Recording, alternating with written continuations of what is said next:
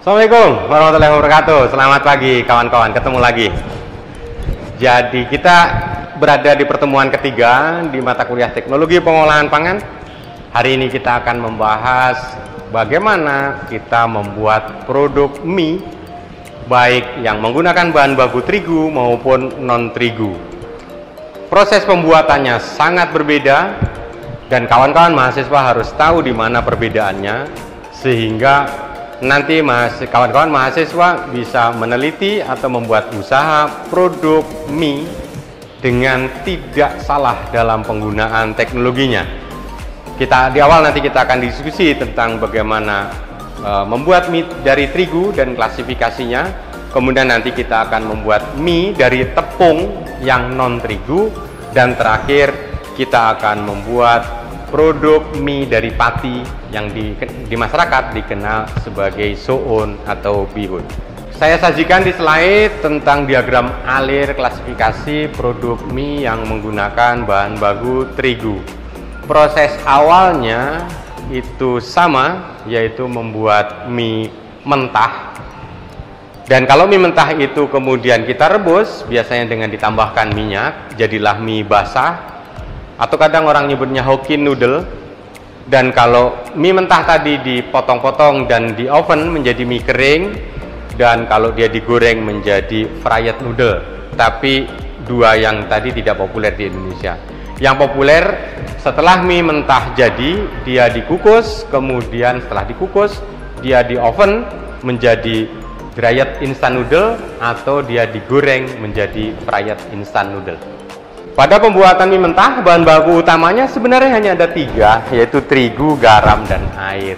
Bahan-bahan lain seperti natrium bikarbonat, mungkin ditambah guargam atau pati, tambah tepung telur, dan lain-lain. Itu adalah bahan-bahan tambahan untuk menciptakan mie dengan karakteristik yang unik, seperti yang diinginkan oleh para produsennya. Nah, terigu yang digunakan harus terigu protein tinggi supaya nanti massa mie-nya elastis. Proses pembuatannya sederhana, bahan-bahan dicampur menjadi satu, kemudian dimix menggunakan mixer untuk pembuatan mie sampai terbentuk semacam granula. Yang kawan-kawan tidak boleh salah adalah jangan sampai mixing sampai dia kalis. Kalau itu terjadi, maka produk mie sulit untuk disiting dan sulit dipotong. Jadi setelah membentuk granul, diistirahatkan selama 15 menit, baru kemudian dilakukan roll. Jadi dipres dengan 2 roll yang berputar berlawanan, ketebalannya diatur bertahap. Jadi mulai bisa dari 1 cm, nanti bertahap sampai tinggal 1,5 mili atau 2 mili sesuai dengan ukuran yang diinginkan. Setelah lembaran tipis itu terbentuk, langkah terakhir adalah memotong mie menjadi produk.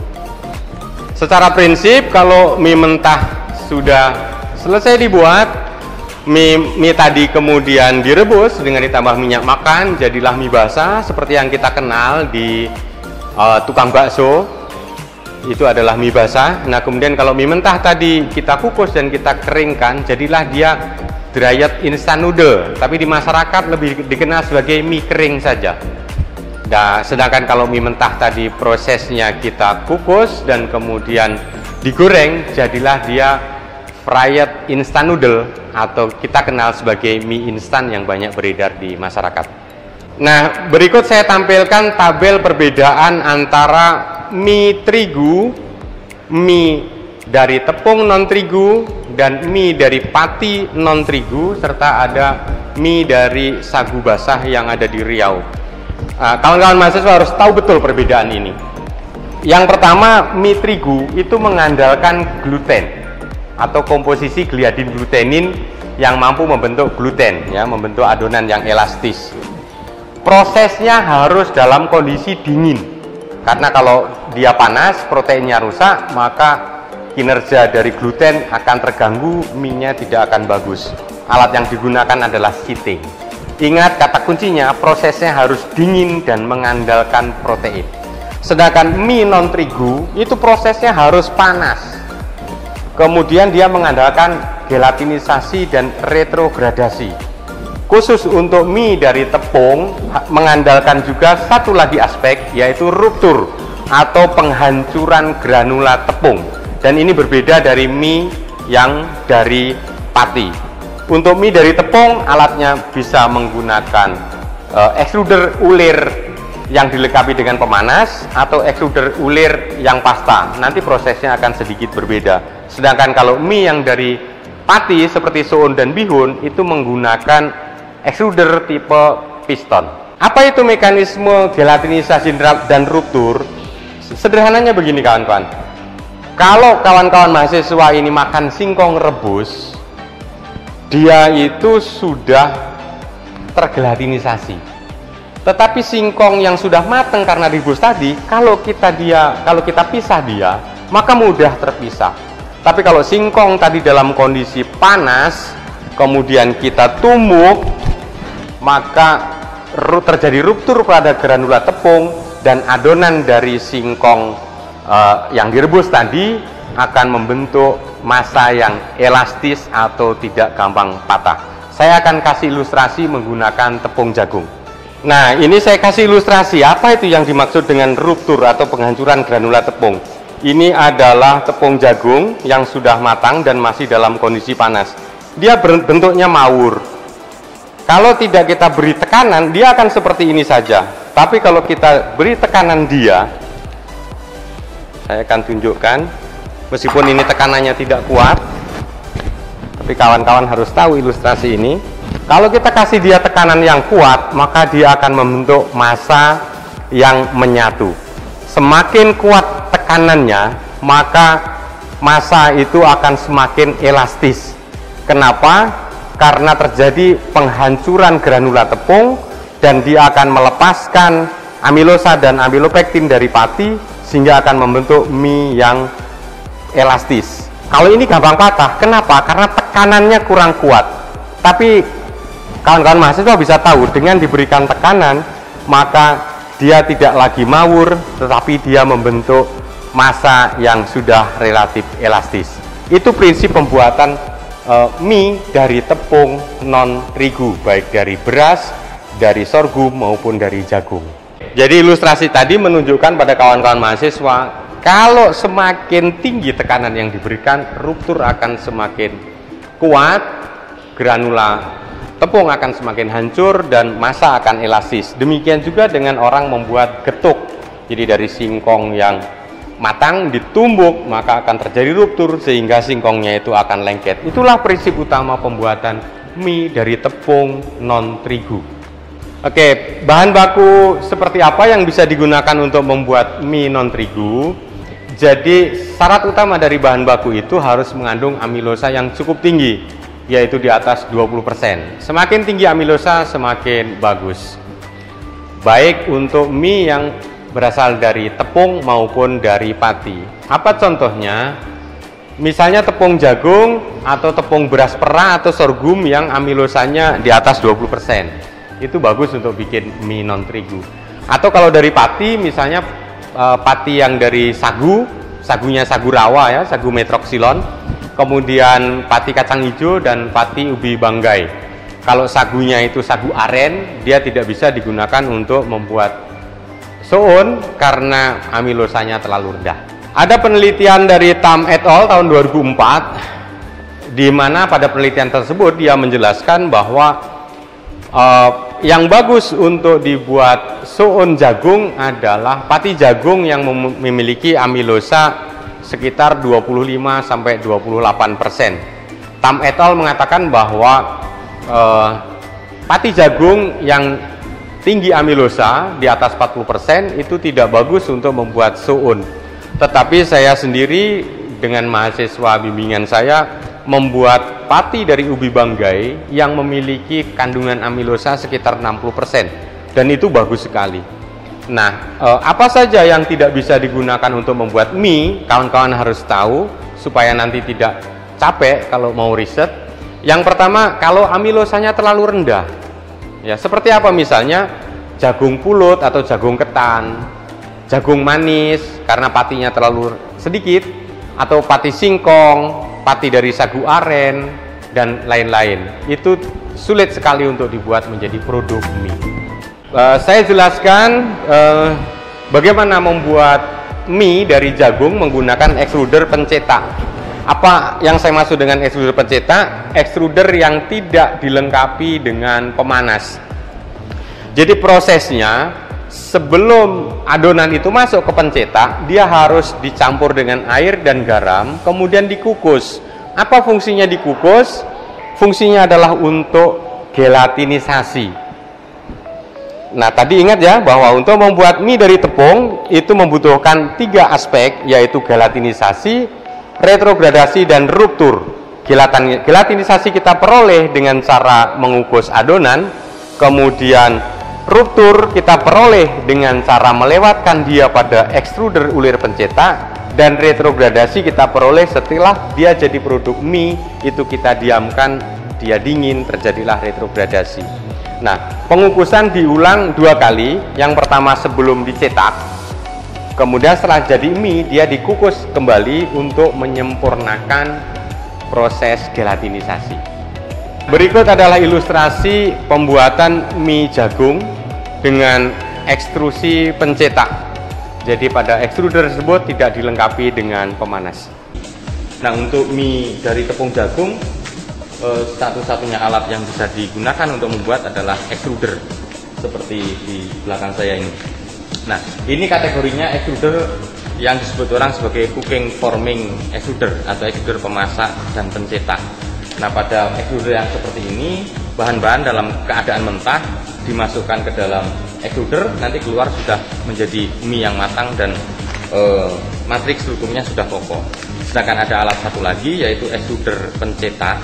Itu membutuhkan pemanasan atau gelatinisasi tepung itu di luar. Jadi adonan dikukus dulu, kemudian dimasukkan ke dalam extruder. Tapi extrudernya bukan extruder ini, ya extruder yang pencetak. Nah, sekarang pembuatan mie jagung menggunakan extruder pemasak pencetak. Jadi ada pemanasan di dalam extrudernya. Prosesnya jauh lebih simpel. Jadi hanya tepung jagung kita campur dengan garam dapur dan air. Sesudah itu kita mixing jadi homogen. Kita lewatkan pada extruder dengan setting suhu dan kecepatan ulir tertentu. Begitu keluar, dia sudah jadi mie yang siap untuk dikeringkan. Nah, slide berikut ilustrasi salah satu mesin extruder pemasak pencetak yang biasa kami gunakan untuk membuat produk mie jagung. Dan pembuatan mie yang menggunakan tepung beras atau sorghum prinsipnya sama persis. Yang membedakan hanyalah satu, berapa jumlah air yang ditambahkan. Kenapa? Karena daya serap air setiap tepung itu bisa berbeda. Nah, yang kedua, pengaturan suhu dan kecepatan sekru atau kecepatan ulir. Karena derajat gelatinisasi dari setiap tepung itu juga berbeda, sehingga yang membedakan hanya itu saja. Tapi proses pembuatannya sama persis untuk tepung jagung, tepung sorghum, tepung beras, tepung jewawut atau apalah. Begitu ya. Proses pembuatan mie jagung dimulai dari penimbangan bahan, kemudian setelah bahan ditimbang dilakukan pencampuran. GMS dicampur dalam keadaan kering ke tepung jagung, kemudian di mix dengan hand mixer saja sekitar 2-3 menit. Sedangkan garam dilarutkan ke dalam air dengan diaduk biasa, memakai pengaduk yang biasa digunakan, sendok misalnya. Nah, kemudian larutan garam tadi dicampurkan ke dalam tepung sambil dilakukan hand mixer pada kecepatan rendah. Ya, kalau kecepatan tinggi ya nanti akan terburai keluar, jadi kecepatannya rendah. Nah, setelah adonan cukup rata, didirikan dengan bentuk granul atau bulat-bulat kecil-kecil begitu. Nah, nanti adonan langsung dimasukkan ke dalam extruder. Pada proses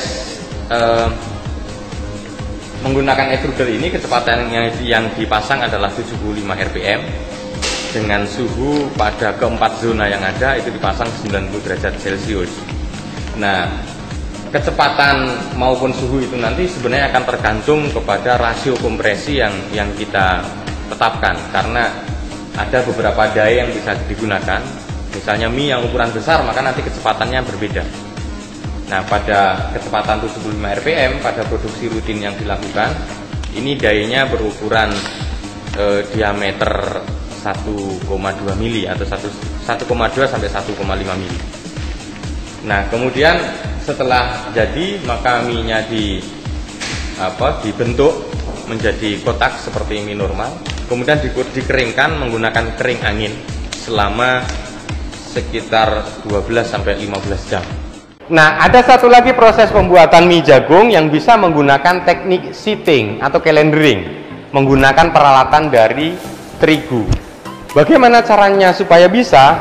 Tetap saya ingatkan, ada 3 kondisi: gelatinisasi, kemudian ruptur, dan berikutnya adalah retrogradasi. Jadi bagaimana caranya membuat mie jagung atau mie sorghum menggunakan peralatan untuk sitting mie terigu? Yang pertama, adonan setelah dicampur dengan air dan garam dia harus dikukus. Ya, harus dikukus untuk mencapai tingkat gelatinisasi atau derajat gelatinisasi sekitar 90%. Sesudah itu baru dia yang kedua adalah dilewatkan ke extruder meat grinder. Jadi ruptur terjadi pada alat meat grinder. Setelah itu barulah dilakukan pencetakan mie menggunakan sitting atau rolling yang sama dengan mie terigu. Dan langkah selanjutnya dipotong sama dengan pengelolaan mie terigu. Terakhir, untuk menyempurnakan, setelah menjadi mie, maka mie jagung tadi dikukus kembali untuk penyempurnaan gelatinisasi. Apa yang terjadi kalau tekanannya kurang dalam pembuatan mie non terigu dari tepung? Yang terjadi adalah kalau mie itu kita tarik, dia akan gampang putus.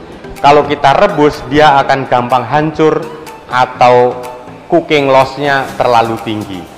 Pada slide ini saya kasih ilustrasi bagaimana foto scanning elektron mikroskopik dengan perbesaran sekitar 1000 atau 2000 kali menunjukkan bahwa secara mikrostruktur mie yang tekanannya kurang dia masih sendiri-sendiri granulanya.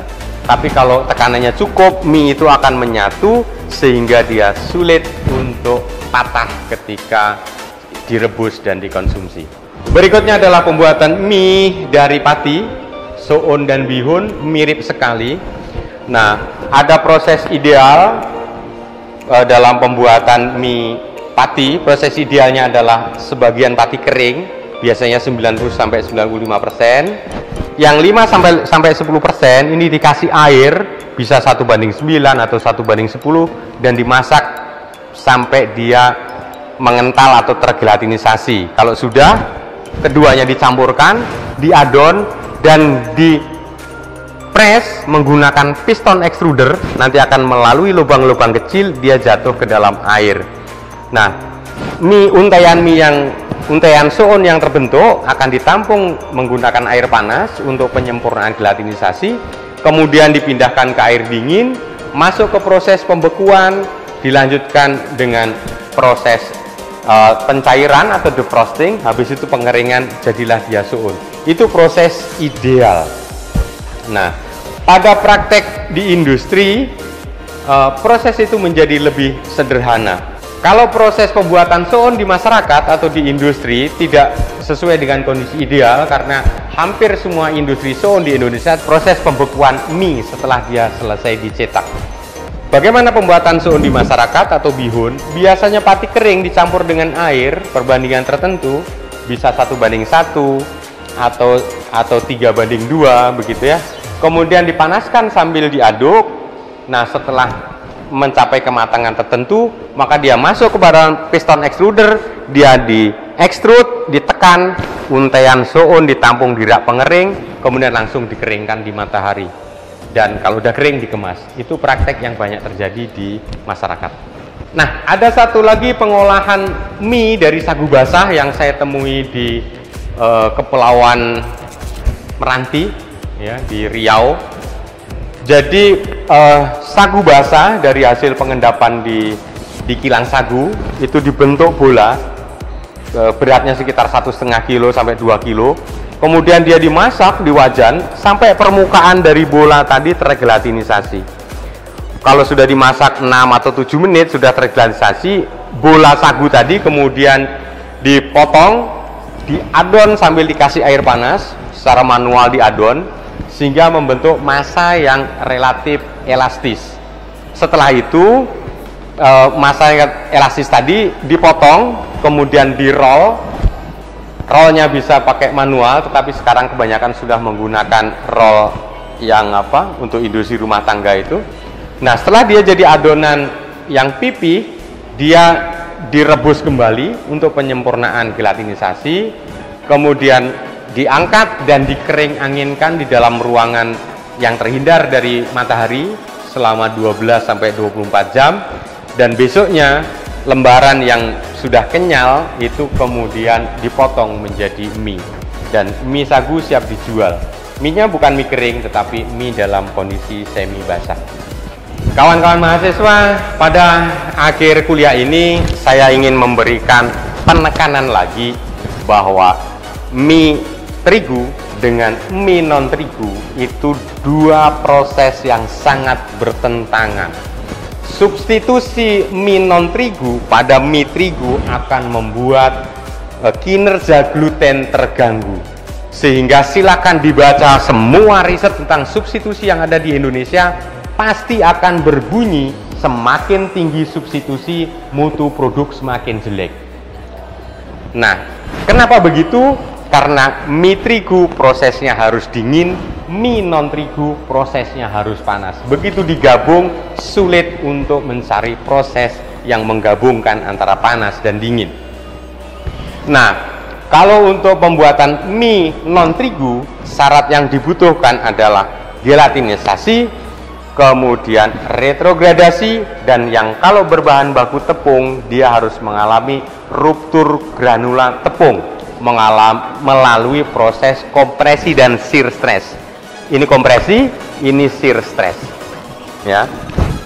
Nah, kalau yang dari pati, alat yang digunakan cukup piston extruder sehingga tidak memerlukan kompresi dan shear stress.